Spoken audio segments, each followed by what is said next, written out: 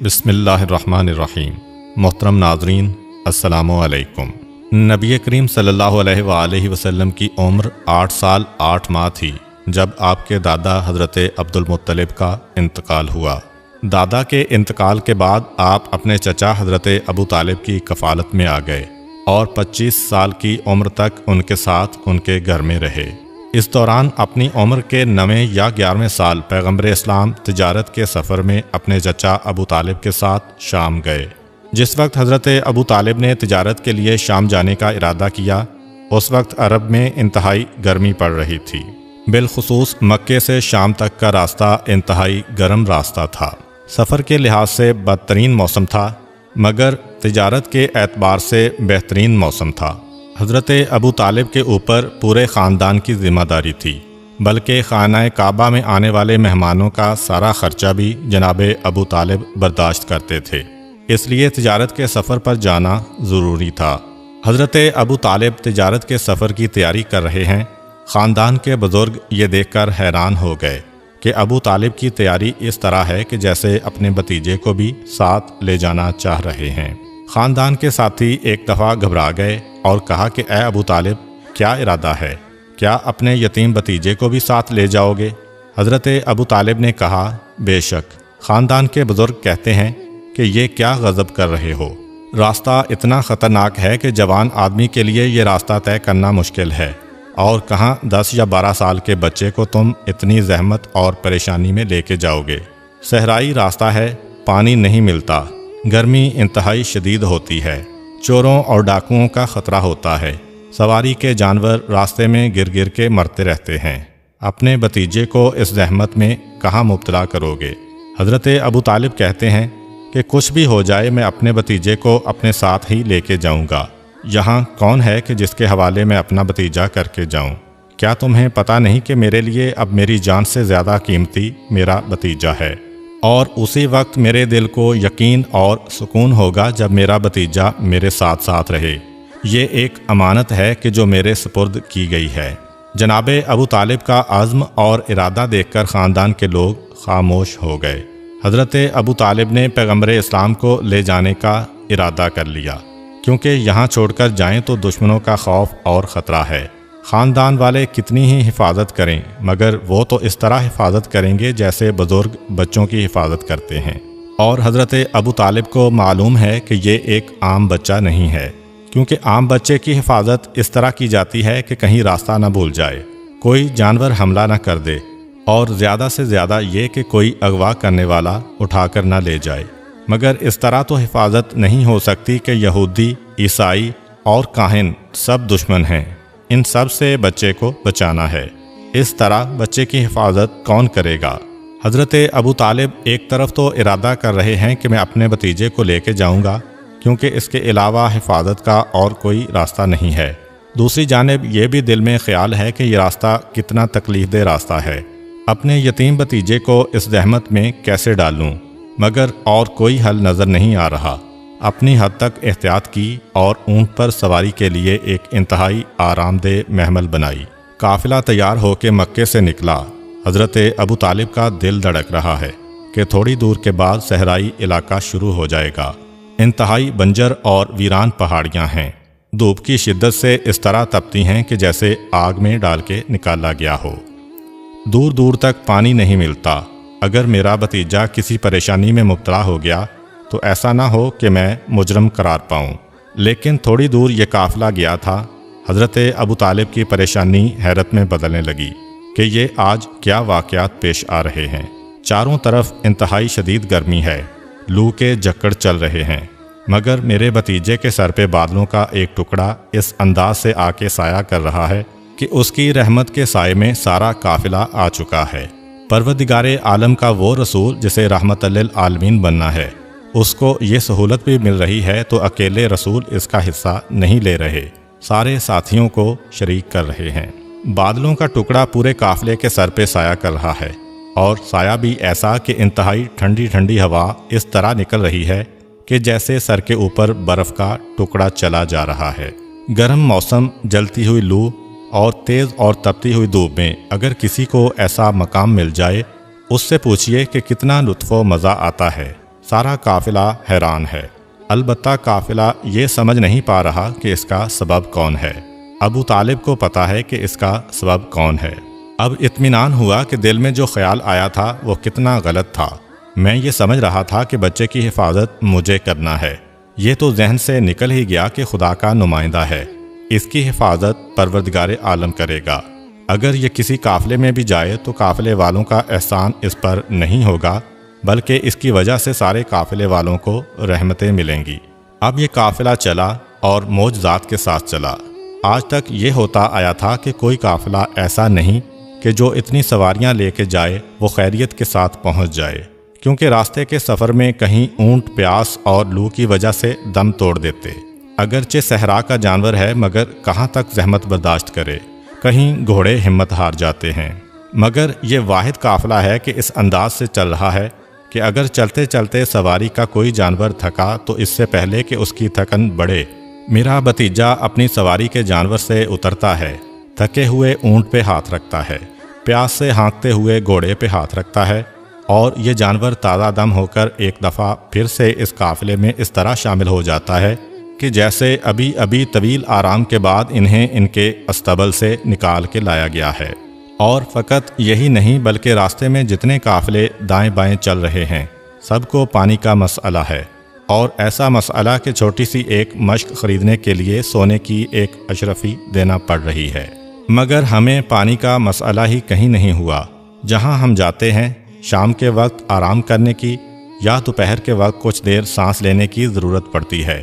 انتہائی بنجر علاقہ ہے، مگر جہاں یہ قافلہ اترتا ہے خود بخود سبزہ نمودار ہو جاتا ہے، ہرے بھرے درخت نظر آنے لگتے ہیں، چھوٹا سا باغ تیار ہو جاتا ہے، ٹھنڈی ہوا کے درمیان باغ میں بیٹھتے ہیں اور ساری تھکن اتر جاتی ہے۔ یہ قافلہ چل رہا ہے۔ ابو طالب یہ معجزات دیکھ رہے ہیں اور حیران ہیں۔ ان کا اطمینان بڑھتا جا رہا ہے کہ میں نے بالکل صحیح فیصلہ کیا تھا، نہ صرف یہ کہ میرا بھتیجا میرے سامنے ہے بلکہ اس کی برکت سے ہماری پریشانیاں دور ہوتی جا رہی ہیں۔ یہاں تک کہ چلتے چلتے عرب کا علاقہ ختم ہوا اور شام کا علاقہ شروع ہوا۔ سرحد پہ ایک شہر تھا جس کا نام اسرا تھا۔ جب وہاں پر قافلہ پہنچا تو دوپہر کا وقت تھا۔ تھوڑی دیر آرام کرنا چاہا۔ ایک بالکل سوکھا ہوا درخت تھا۔ قافلہ اس کے قریب گیا۔ پیغمبر اسلام سواری کے جانور سے اترے، اس درخت سے ٹیک لگا کے بیٹھ گئے۔ درخت سرسبز و شاداب ہو گیا۔ یہ معجزہ تو پہلے بھی راستے میں سب نے دیکھا تھا، مگر یہاں ایک اور عجیب بات کا مشاہدہ کیا۔ فقط سرسبز و شاداب ہی نہیں ہوا بلکہ اس کے اندر پھل لگ گئے۔ مگر عجیب بات یہ ہے کہ 3 قسم کے پھل لگے ہیں، ایک پھل موسم گرما کا اور 2 پھل موسم سرما کے۔ ایک ہی درخت پہ بیک وقت 3 الگ الگ قسم کے پھل لگے ہیں۔ سارا قافلہ یہ منظر دیکھ رہا ہے، چونکہ جب قافلہ اترتا ہے تو ایک افراتفری کا عالم ہوتا ہے۔ کوئی سواری سے اتر رہا ہوتا ہے، کوئی ادھر کو جا رہا ہے، کوئی ادھر کو جا رہا ہے۔ تو اس صورتحال میں کسی کو یہ اندازہ نہ ہوا کہ یہ تبدیلی کس کی وجہ سے رونما ہوئی ہے، فقط حضرت ابو طالب جانتے ہیں۔ اور ساتھ ساتھ ایک عجیب بات یہ بھی کہ اسی سوکھے ہوئے درخت کے قریب ایک چھوٹا سا گڑھا تھا، مگر ایسا گڑھا کہ لگ رہا تھا کہ کبھی اس گڑھے میں پانی ہوگا، لیکن ایسا اندازہ بھی ہو رہا تھا کہ اسے سوکھے ہوئے بہت عرصہ ہو گیا ہے۔ ادھر درخت سرسبز ہوا اور ادھر اس گڑھے میں پانی جاری ہو گیا اور بہنے لگا۔ اس کے قریب ہی ایک عبادت گاہ بنی ہوئی تھی جو کہ بحیرہ نام کے ایک راہب کی تھی۔ یہ راہب تمام عیسائیوں میں مانا ہوا راہب تھا، انتہائی مقدس، پرہیزگار اور انتہائی عبادت گزار۔ سالوں سے آج تک یہ اپنی عبادت گاہ سے باہر نہیں نکلا تھا، مگر آج جب کہ وہ اپنی عبادت میں مصروف ہے، ایک مرتبہ اسے ایسا لگا کہ جیسے میری عبادت گاہ میں زلزلہ سا آیا ہو۔ بحیرہ کو ایسا لگا کہ جیسے میری عبادت گاہ ہلی ہو، اور فقط ہلی ہی نہیں بلکہ ایسا محسوس ہوا جیسے اپنی جگہ سے تھوڑا آگے بڑھی ہو۔ اور باقی لوگوں کو تو یہ اندازہ ہی نہیں ہو سکا، مگر بحیرہ راہب بھی ہے اور اس انتظار میں بیٹھا ہے کہ یہ واقعہ کب پیش آتا ہے۔ پتہ نہیں کتنے سال گزر گئے، وہ اسی انتظار میں بیٹھا ہے کہ وہ دن کب آتا ہے کہ میری عبادت گاہ ذرا سی ہلے گی اور تھوڑا آگے بڑھے گی۔ یہ 2 واقعات اس نے دیکھے، فوراً دروازہ کھول کر باہر آیا۔ اور باہر آتے ہی اس کی نگاہ بے یک وقت 3 چیزوں پر پڑی۔ آسمان پر بادلوں کا ٹکڑا ایسے وقت میں نظر آیا جب اس کے ہونے کا کوئی امکان نہیں تھا۔ دوپہر کا وقت ہے، سورج پوری شدت سے چمک رہا ہے، گرمی کا موسم ہے اور اس موسم میں یہاں پہ کبھی بادل نظر نہیں آتا۔ وہ سوکھا ہوا درخت جو اس کی کھڑکی کے سامنے تھا اور یہ روزانہ کھڑکی سے دیکھا کرتا تھا، آج سرسبز نظر آیا، اور سرسبز بھی ایسا کہ 3 مختلف پھل لگے ہوئے ہیں، اور ساتھ ساتھ ایک بہتی ہوئی ندی بھی اس کو نظر آئی۔ بے یک وقت 3 معجزات اس کی آنکھوں کے سامنے آئے، اور تینوں عجیب و غریب واقعات ہیں۔ سمجھ گیا کہ وہ گوہر مقصود آ گیا ہے جس کا میں انتظار کر رہا تھا، وہ آ گیا ہے کہ جس کو دیکھنے کے لیے میری آنکھیں پتھرائی جا رہی تھیں۔ اب چاروں طرف دیکھتے ہوئے اس نے پہچان لیا کہ یہاں پر وہ کون ہے جو میرا مقصود ہے۔ اس بچے کو دیکھا اور ایک مرتبہ اپنی عبادت گاہ میں جاتا ہے اور اپنے ہاتھوں سے ایک آدمی کا کھانا تیار کیا، بلکہ ایک آدمی سے بھی کم کا۔ 5 نشانیاں یہ دیکھ چکا ہے، 6واں معجزہ یہ دیکھنا چاہتا ہے۔ ایک آدمی سے کم کا کھانا تیار کیا اور کھانا لے کے باہر آیا، سارے قافلے کو دیکھتے ہوئے چلا، اس بچے کے قریب پہنچا۔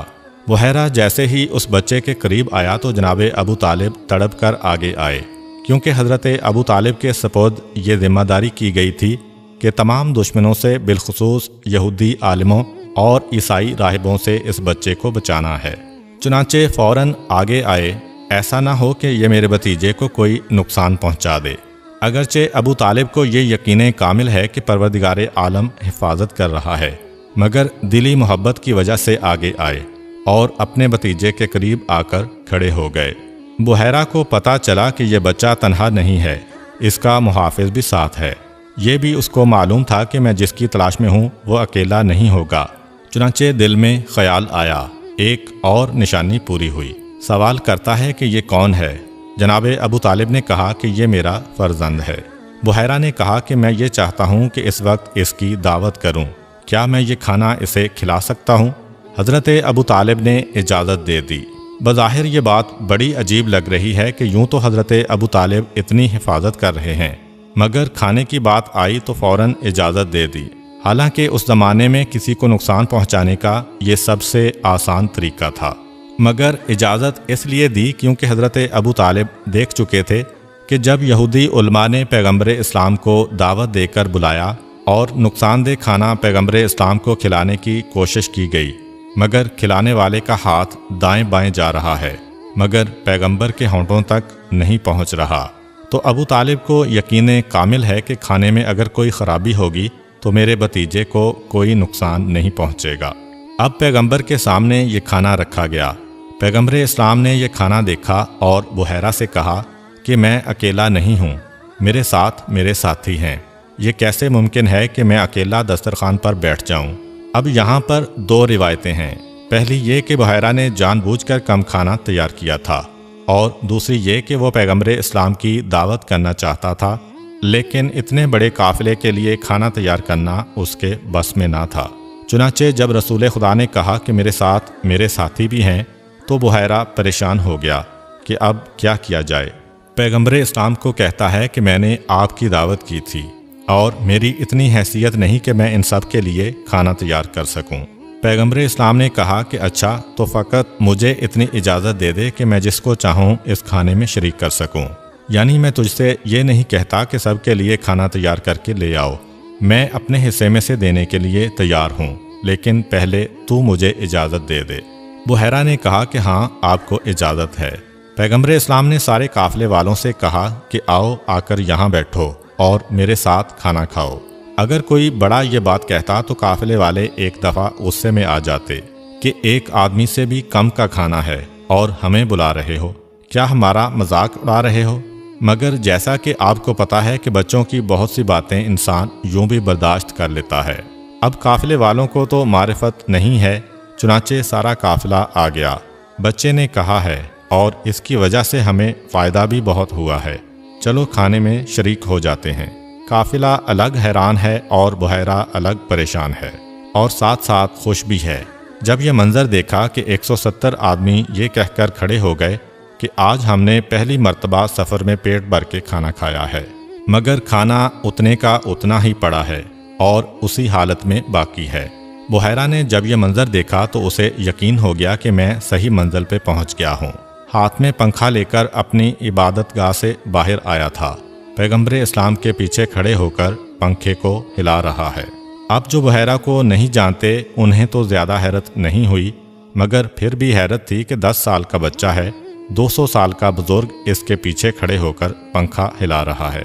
مگر جو لوگ بحیرہ کو جانتے ہیں کہ یہاں سے لے کر شام تک اس کی عبادت کے ڈنکے بجتے ہیں، سارا شام اس کی عزت کرتا ہے، اور یہ 10 سال کے اس بچے کی اس طرح سے خدمت کر رہا ہے، حیران ہو کر کہا کہ اے ہمارے آقا، آپ اور اس انداز سے اس بچے کی خدمت کر رہے ہیں، ہم اس سے پہلے بھی 20 دفعہ یہاں سے گزرے ہیں، اور ہم اس تمنا میں مرے جاتے تھے کہ کاش ایک مرتبہ آپ کے چہرے کی زیارت کر لیں، تو آپ کے چہرے کی زیارت نہیں ہوتی تھی، اور آج یہ کہ آپ عبادت گاہ سے باہر آئے، اپنے ہاتھ سے کھانا پکا کر لائے اور اس بچے کی اتنی خدمت کر رہے ہیں، اس کا سبب کیا ہے؟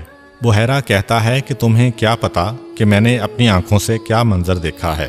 میں نے اپنی عبادت گاہ کی حرکت کو بھی دیکھا، میں نے آسمان کے بادل کو بھی دیکھا، ساتھ ساتھ میں نے یہ بھی دیکھا کہ جب یہ بچہ اس مقام پر بیٹھا تھا تو آسمان سے کچھ لوگ اتر کے آ رہے تھے جن کے ہاتھ میں یاقوت و زبرجد کے پنکھے تھے، اور وہ اس بچے کو پنکھا جل رہے تھے۔ میں نے چاہا کہ میں بھی اس عبادت میں شریک ہو جاؤں۔ بحیرہ راہب کے ماننے والے عیسائی اس سے پوچھتے ہیں کہ یہ بچہ کون ہے؟ کہا کہ میں کب سے اس کا انتظار کر رہا تھا، کیونکہ انبیاء کے صحیفوں میں لکھا ہے کہ جب کوئی بچہ اس درخت کے نیچے آ کے بیٹھے اور یہ درخت سرسبز و شاداب ہو جائے، اس طرح سے کہ اس میں 2 موسموں کے پھل ایک وقت میں لگ جائیں، اور جب اس ندی میں پانی جاری ہو جائے۔ لوگ پوچھتے ہیں کہ یہ ندی کون سی ہے؟ کہا کہ پروردگار عالم نے بنی اسرائیل کے لیے صحرا میں اس ندی کو جاری کیا تھا، مگر جب بنی اسرائیل کے لوگوں نے خدا کی نافرمانی کی تو حضرت شمعون نبی نے بدعا کی اور کہا کہ پانی کی یہ نعمت تم سے واپس لی جاتی ہے، اور اب یہ پانی اس دن تک سوکھا رہے گا جب تک کہ اللہ کا آخری نبی اس کے قریب آ کر نہیں بیٹھے گا۔ جب یہ درخت سرسبز ہو جائے اور اس ندی میں پانی جاری ہو جائے، وہ اللہ کا آخری نبی ہوگا، وہ تمام انبیاء کا سردار ہوگا، اور جو اس کا کلمہ پڑھ لے دنیا و آخرت دونوں میں اس کو نجات ملے گی۔ اپنے ساتھیوں سے گفتگو کرنے کے بعد بحیرہ حضرت ابو طالب کی طرف آیا اور کہا کہ پھر بتائیے یہ کون ہے؟ جواب دیا یہ میرا بیٹا ہے۔ بحیرہ کہتا ہے ہرگز نہیں، یہ آپ کا بیٹا نہیں ہو سکتا، اس لیے کہ جو نشانیاں میرے پاس ہیں وہ کچھ اور بتا رہی ہیں۔ جناب ابو طالب نے کہا کہ ہاں، میرا سگا بیٹا تو نہیں ہے، مگر میرے سگے بھائی کا بیٹا ہے، یعنی میرا بھتیجا ہے۔ بحیرہ کہتا ہے کہ اس کے والد کہاں ہیں؟ جواب دیا کہ وہ تو اس کی پیدائش سے 6 مہینے پہلے انتقال کر چکے ہیں۔ ماں کہاں ہے؟ کہا کہ جب یہ بچہ 6 سال کا تھا تو ماں کا انتقال ہو گیا تھا۔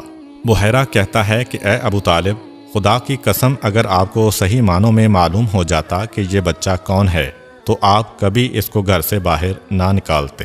کیا آپ کو پتہ نہیں یہ وہ نبی ہے کہ اس کی نبوت میں اتنے لوگ آئیں گے کہ 1,24,000 انبیاء میں سے کسی کی نبوت کو اتنے لوگوں نے کبھی نہیں مانا؟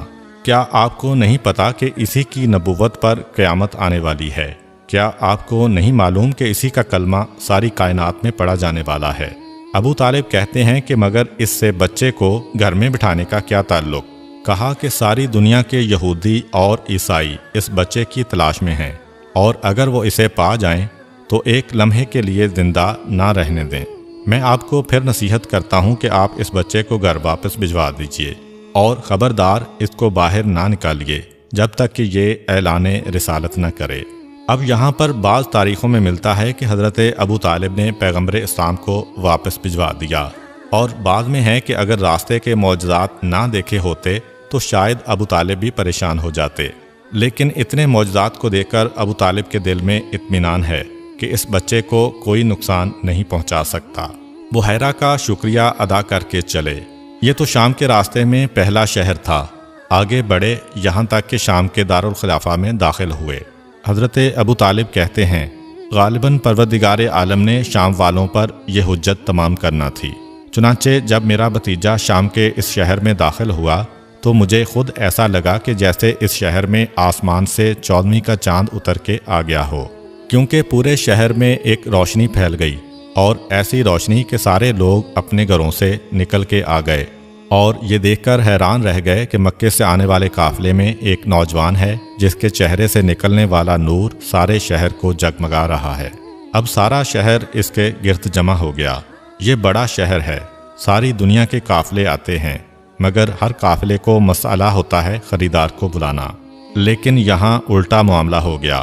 اس سے پہلے کہ یہ لوگ اپنا سامان بازار میں پیش کریں، سارا شہر نکل کر ان کے پاس آ گیا، اور نتیجہ یہ نکلا کہ کھڑے کھڑے ان کا سارا سامان تجارت فروخت ہو گیا، یہاں تک کہ اس قافلے کو 1 مہینہ رہنا پڑتا تھا، لیکن اس دفعہ صرف 3 دن کے اندر اندر سامان فروخت کر کے اور نیا سامان لے کر چلے، جو یمن کے راستے آگے بھجوانا تھا۔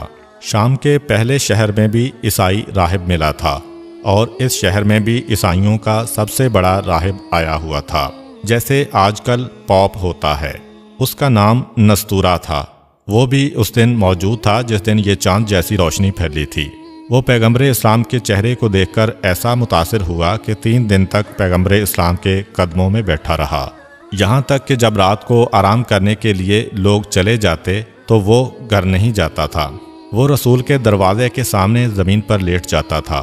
یہ عام آدمی کی بات نہیں ہے، نستورا راہب کی بات ہے، جو شامیوں کا سب سے بڑا راہب تھا اور شام عیسائیوں کا سب سے بڑا مرکز تھا۔ 3 دن گزر گئے، زبان سے کچھ کہہ نہ سکا۔ تیسرے دن اسے ایسا لگا کہ اب اس کی زبان میں حرکت کی طاقت پیدا ہوئی ہے۔ وہ حضرت ابو طالب کے پاس گیا، کہا کہ صرف ایک اجازت چاہتا ہوں، اور وہ اجازت یہ ہے کہ اس جوان کے کاندھے سے ذرا کرتا ہٹانا۔ جناب ابو طالب نے 3 دن اس کا جذبہ دیکھا تھا، اس لیے کرتا ہٹایا۔ مہر نبوت پر اس کی نگاہ پڑی تو بے اختیار ٹوٹ پڑا اور مسلسل بوسے لینے لگا، اور جلدی سے مہر نبوت کو چھپایا اور ابو طالب سے کہا کہ خبردار، آئندہ نہ اسے کبھی مکہ سے باہر لانا، نہ مکے میں کسی کو یہ مہر نبوت دیکھنے دینا۔ اگر کسی اور نے اس کو دیکھ لیا تو اس بچے کی جان بچنا بہت مشکل ہے۔ اسی قافلے میں کچھ لوگ اور تھے، یہ لوگ کہہ رہے تھے کہ ہم اس قافلے میں تھے، مگر ہمارا گروہ ذرا الگ تھا۔ سارے شہر کے لوگ تو پیغمبر اسلام اور نستورا راہب کی طرف مصروف تھے۔ یہ اس سب کو چھوڑ کر شہر کے باہر گھومنے لگے۔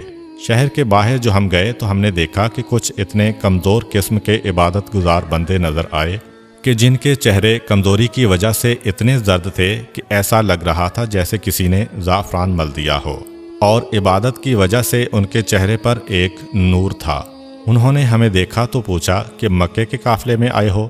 ہم نے کہا کہ ہاں، اسی قافلے میں آئے ہیں۔ کہا کہ ہمارے ساتھ ہماری عبادت گاہ میں چلو۔ ہم نے کہا کہ تمہاری عبادت گاہ سے ہمارا کیا تعلق؟ کہنے لگے کہ تمہارا نقصان کیا ہے؟ عزت و احترام ملے گا، ہم تمہاری خدمت کریں گے۔ ہم نے بھی سوچا کہ چلو جانے میں کیا حرج ہے۔ وہاں گئے اور عبادت گاہ میں داخل ہوئے تو ہم نے دیکھا کہ اس قسم کے بہت سارے عبادت گزار بندے بیٹھے ہیں، اور ان سارے عبادت گزار بندوں کے بیچ میں ایک ایسا انتہائی مقدس آدمی بیٹھا ہے کہ ہمارا دل اس کی طرف کھنچنے لگا۔ ہم اس کے قریب گئے، اس نے ہمیں غور سے دیکھا، پھر ایسا لگا جیسے مایوس ہو گیا ہو، جیسے اسے کسی اور کا انتظار تھا، اور اپنے ساتھیوں سے کہنے لگا کہ میں تمہیں اتنے دنوں سے ایک کام کہہ رہا ہوں اور تم میرا اتنا سا کام نہیں کر پائے۔ اس کے ساتھی کانپنے لگے کہ آپ ہم سب کے آقا و سردار ہیں، مگر ہمیں مکے کے قافلے کے یہ نوجوان ملے تو ہم انہیں لے کر آ گئے۔ اس نے ہمیں دیکھا، کہا مکے سے آئے ہو؟ ہم نے کہا ہاں۔ پوچھا کس خاندان سے تعلق ہے؟ ہم نے کہا خاندان عبد الشمس یعنی بنی امیہ سے۔ یہ سن کر وہ مایوس ہو گیا، کہا کہ مجھے تم سے کوئی کام نہیں ہے، یہ بتاؤ کیا تمہارے ساتھ خاندان بنو ہاشم کا بھی کوئی فرد ہے؟ ہم نے کہا ہاں ہے۔ کہا کہ اس میں کوئی بچہ بھی ہے؟ ہم نے کہا کہ ایک بچہ ہے، مگر اس کا کیا تذکرہ کرنا، ہمیں تو اس کا نام بھی نہیں پتا، اس کو ہم یتیم عبد المطلب کہتے ہیں۔ بس اتنا سننا تھا کہ وہ انتہائی بزرگ عیسائی راہب اپنے رانوں پر ہاتھ مار کر اچھل پڑا، کتاب کو بند کیا۔ یسوع مسیح اور مریم کی قسم، عیسائیت کا خاتمہ ہو گیا۔ آج دین عیسیٰ کو زوال آ گیا۔ اب اس دین کو مٹ جانا ہے، اور تڑپ کے کھڑا ہو گیا۔ انتہائی بے چینی کے عالم میں ہمارے قریب آیا اور کہا کہ کیا ایک مرتبہ اس بچے کی جھلک ہمیں دکھا سکتے ہو؟ ہم نے کہا کہ اس شہر میں آیا ہوا ہے، چلو چل کر دیکھ لو۔ وہ عیسائی راہب ہمارے ساتھ نکلا، شہر میں داخل ہوا۔ ہم نے سوچا کہ ذرا اس کا امتحان لینا چاہیے کہ یہ اس یتیم کے پیچھے اتنا کیوں پڑا ہوا ہے۔ ہم اسے اپنے قافلے کے نزدیک لے گئے اور قافلے میں موجود ایک اور آدمی کی جانب اشارہ کرنے لگے کہ دیکھو یہ وہ ہے جس کو آپ دیکھنا چاہتے ہو۔ نگاہیں ڈالیں، کہا کہ یہ وہ نہیں ہے، اور اس سے پہلے کہ ہم کچھ کہیں اس کی نگاہ پیغمبر اسلام کے چہرے پر پڑ گئی۔ بے اختیار یہ کہتا ہوا دوڑا، تم کتنا ہی چھپاؤ، میں نے پہچان لیا کہ وہ کون ہے جو اللہ کی حجت اور عیسیٰ علیہ السلام کا بھی آقا ہے۔ یہ کہہ کر رسول کے قدموں میں گرا۔ حضرت ابو طالب یہ دیکھ کر حیران ہو گئے، ایسا بزرگ کہ اس کی بزرگی کو دیکھ کر احترام کو دل چاہ رہا ہے، اور وہ رسول کے قدموں میں چپکا جا رہا ہے، اور بار بار یہ کہتا جا رہا ہے کہ کاش دنیا معرفت حاصل کرے کہ یہ کون ہے، کاش میں اس وقت تک زندہ رہوں کہ یہ نبوت کا اعلان کرے اور میں اس کا کلمہ پڑھوں۔ پھر ابو طالب سے کہا کہ اس کی اچھے طریقے سے حفاظت کرنا، تمہیں پتہ نہیں یہ وہ ہے جس کے ہاتھ میں زندگی اور موت کا اختیار ہے، جس نے اس کا ساتھ دے لیا، دنیا میں بھی وہ زندہ ہے اور آخرت میں بھی زندہ ہے، اور جس نے اس سے منہ موڑ لیا وہ دنیا میں بھی مردہ ہے اور آخرت میں بھی مردہ ہے۔ حضرت ابو طالب کہتے ہیں کہ مسلسل ایسے واقعات پیش آ رہے تھے، اور آپ نے اپنی آنکھوں سے یہ معجزات دیکھے اور ایسے ایسے بزرگوں کا اظہار محبت و عقیدہ دیکھا، اس لیے اب میرے دل میں بھی ایک خوف پیدا ہونے لگا، اور 3 دن کے بعد ہم لوگ تیزی سے مکے کی جانب چلے۔ مکہ میں داخل ہوئے، ابھی ہم داخل بھی نہیں ہوئے تھے کہ ہمارے ساتھی دوڑ کر ہم سے پہلے پہنچ گئے۔ سارا مکہ پیغمبر اسلام کے قافلے کے استقبال کو آیا، اگر نہیں آیا تو ابو جہل اور خاندان بنو امیہ کے کچھ افراد۔ پیغمبر اسلام کا یہ شام کا سفر بے انتہا اہم سفر تھا، جس کی وجہ سے پیغمبر اسلام گویا دشمنوں کے درمیان گئے۔ وہاں پر یہ جو مقدس راہب تھے، ان کی وجہ سے پیغمبر اسلام کے کچھ ماننے والے بھی پیدا ہوئے، البتہ جو پیغمبر کے دشمن تھے وہ بھی زیادہ فعال ہو گئے۔ امید کرتا ہوں کہ آپ کو آج کی ویڈیو اچھی لگی ہوگی۔ اگر آپ کو ہماری ویڈیو اچھی لگی ہے تو ویڈیو کو لائک کریں، اور مزید اس طرح کی ویڈیوز دیکھنے کے لیے ہمارا چینل سبسکرائب کر لیں۔ ملتے ہیں نیکسٹ ویڈیو میں، اجازت دیجیے، اللہ حافظ۔